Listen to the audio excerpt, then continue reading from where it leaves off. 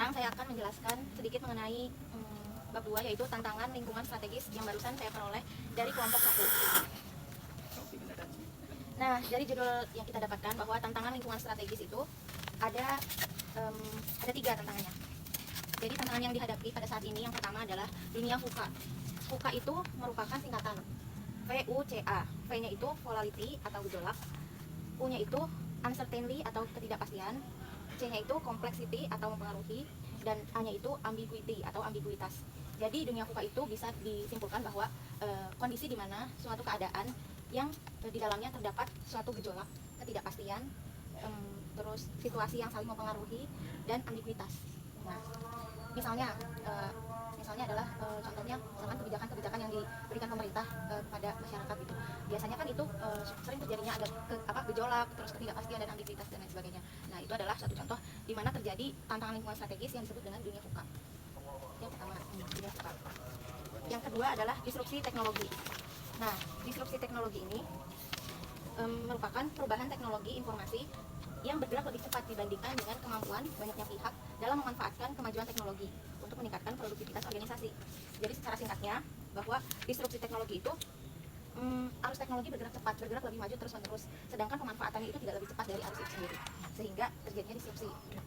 Nah, sehingga terjadinya suatu gap atau tidak keseimbangan, keseimbangan sehingga tidak bisa dituruti sesuai dengan manfaatnya. Kemudian yang ketiga adalah kebijakan pembangunan nasional. Nah, kebijakan pembangunan nasional ini itu juga merupakan tantangan lingkungan strategis, di mana untuk mewujudkan kebijakan pembangunan nasional ini, itu kalau di zamannya Pak Jokowi ini ada yang disebut dengan nawacita. Nah, nawacita itu melalui 9 misi pembangunan. Yang pertama, peningkatan kualitas manusia Indonesia. Yang kedua, struktur ekonomi yang produktif, mandiri dan berdaya saing. Yang ketiga, pembangunan yang merata dan berkeadilan. 4, mencapai lingkungan hidup yang berkelanjutan. 5, kemajuan budaya yang mencerminkan kepribadian bangsa. 6, penegakan sistem hukum yang bebas korupsi, bermartabat dan terpercaya. 7, perlindungan bagi segenap bangsa dan memberikan rasa aman pada setiap warga. 8, pengelolaan pemerintah yang bersih, efektif dan terpercaya. Dan 9, sinergi pemerintah daerah dalam rangka negara kesatuan. Nah, dari kebijakan pembangunan nasional itu, untuk mewujudkan visi dan misi tersebut, tentu perlu didukung oleh profesionalisme ASN.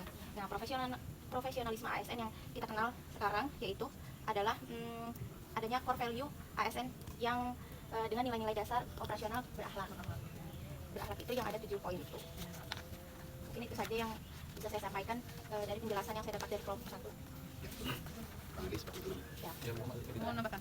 Lanjut kelompok berikutnya. Kelompok berikutnya, karena kelompok 1 ya ringkasannya kurang lebih tadi menghadapi dunia VUCA tadi sama yang kedua disrupsi teknologi, artinya teknologi itu kemajuannya lebih pesat daripada pemanfaatannya. Sehingga adanya gap atau kalau bisa gaptek lah, jadi tidak termanfaatkan semaksimal mungkin. Untuk mengatasi itu semua, negara kita membuat nawacita dan karakter untuk ASN yang berakhlak tadi. Ya, betul. Untuk berakhlak sendiri kita semua sudah tahu kan. Ini ada kebijakan pembangunan aparatur yang saya dapatkan tadi, ada poinnya ada 3, yaitu yang pertama merit system ya. Merit system itu kebijakan atau manajemen ASN dan kualifikasi kompetensi dan kinerja. Nah, jadi di sini dalam siklus manajemen ASN itu harus melakukan perencanaan rekrutmen, seleksi berdasarkan kesesuaian kualifikasi. Terus di sini ada juga efek yang tidak dijalankan jika tidak menjalankan merit system ini. Contoh yang saya dapatkan dari kelompok 2 tadi, itu contohnya misal kita membuka rekrutmen untuk yang bersuku Sunda. Nah, di situ kan pasti suku-suku lain itu kan tidak terima karena mereka juga mempunyai kompetensi yang harusnya mempunyai kesempatan untuk ikut mengikuti seleksi tersebut. Nah, sehingganya nanti akan ada seperti protes atau kesenjangan. Terus ada yang kedua yaitu pembangunan aparatur RPJMN 2020-2024 itu. Reformasi birokrasi itu diharapkan menghasilkan karakter birokrasi yang berkelas dunia. Nah, itu dicirikan dengan beberapa hal, yaitu pelayanan publik yang harusnya semakin berkualitas. Contoh pembelajaran dari model Singapura yaitu menggambarkan kesiapan birokrasi pemerintahan Singapura dalam respon dinamika lingkungan yang strategis dan kebutuhan keahlian untuk ke depan. Terus ada poin ketiga yaitu karakter ASN. Jadi karakter ASN ini ada 8 ya, yaitu harus karakter idealnya ASN itu harus ada integritas, nasionalisme, profesionalisme, memiliki wawasan global, IT, bahasa asing, hospitality, networking, dan entrepreneurship. Cukup. Pertanyaan lagi mungkin. Soalnya yang satu lagi cuma bahas tokoh aja. Iya, Boleh. 2 lagi. Satu bahas tokoh, satu lagi. Yang 1 tokoh tadi ya. Ya. Jadi ada 5 tokoh yang dijelasin sama teman-teman kita tadi, yaitu yang 1 B.J. Habibie, yang kedua tadi siapa Mbak?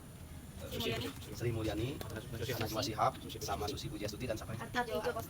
Artijo Kostar. Jadi dia dianggap teman-teman kita kompeten untuk di bidangnya. Tadi kalau kita mau sangka sebenarnya ada beberapa tokoh yang lebih kompeten, yang lebih menjurus ke satu bidang yang dia mumpuni, seperti tokoh B.J. Habibie misalnya. Dia mumpuni di bidang teknologi penerbangan. Tidak ada yang bisa menyanggah dia, kurang lebih seperti itu. Bahkan dia menemukan satu ilmu teknologi track itu kan, sayap pesawat itu supaya tidak terjadi keretakan pada sayap pesawat. Nah itu kalau tokoh yang itu maksudnya seperti itu. Tapi kalau yang kayak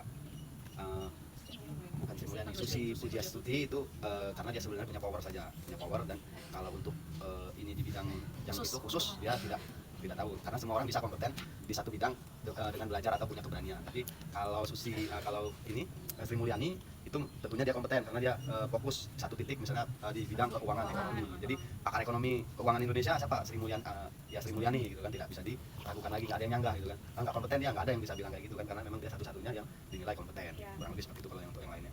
Mungkin lanjut aja yang lain. Satu lagi itu yang perilaku kompeten ASN.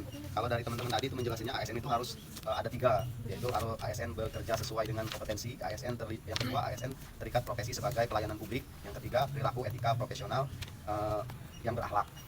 Itu yang dijelaskan. Terus mengenai meningkatkan kompetensi ASN tadi itu teman-teman kita menjelaskan itu meningkatkan teknologinya dari yang kemampuan teknologi IT gitu kan, terus net centric atau basis internet gitu kan. Itu sebenarnya tadi saya sanggah juga karena kita sudah mempelajari yang untuk pengembangan kompetensi tadi sebenarnya. Jadi saya tambahin untuk pengembangan sikap, pengetahuan, perilaku dan keterampilan untuk meningkatkan itu, sebenarnya intinya itu.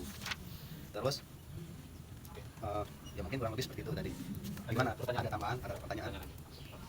Diskusi. Untuk ini tadi ya sedikit kita diskusi, berarti dari semua kelompok itu tadi muaranya ke kita ya, artinya bahwa diperlukan adanya atau diharapkan adanya pengembangan kompetensi. Artinya pemerintah sangat berharap nih dengan kedepannya tadi berdasarkan kemajuan teknologi yang ada, kemudian supaya kebermanfaatannya bisa lebih maksimal, makanya diperlukan kelompok kita artinya yang membahas mengenai pengembangan kompetensi itu sendiri gitu. Karena ya mau tidak mau, suka tidak suka dengan perkembangan zaman, kita sebagai pegawai ASN artinya harus meningkatkan kompetensi itu tadi, artinya mungkin meningkatkan kualifikasi pendidikan kita dengan kita mungkin bersekolah lagi, kemudian meningkatkan keterampilan kita dengan pelatihan-pelatihan, kemudian meningkatkan kinerja kita artinya sebagai pegawai ASN kita setiap bulan menuliskan laporan, artinya mengerjakan kinerja-kinerja tersebut. Artinya ya kita harus menyadari bahwa kita harus meningkatkan kinerja kita supaya kita bisa menjawab tantangan ke depannya. Pemerintah berharap dengan adanya kemajuan teknologi yang ada, ya diharapkan kita semua dapat bersaing, kita semua dapat mengikuti sehingga kebermanfaatannya itu bisa tepat.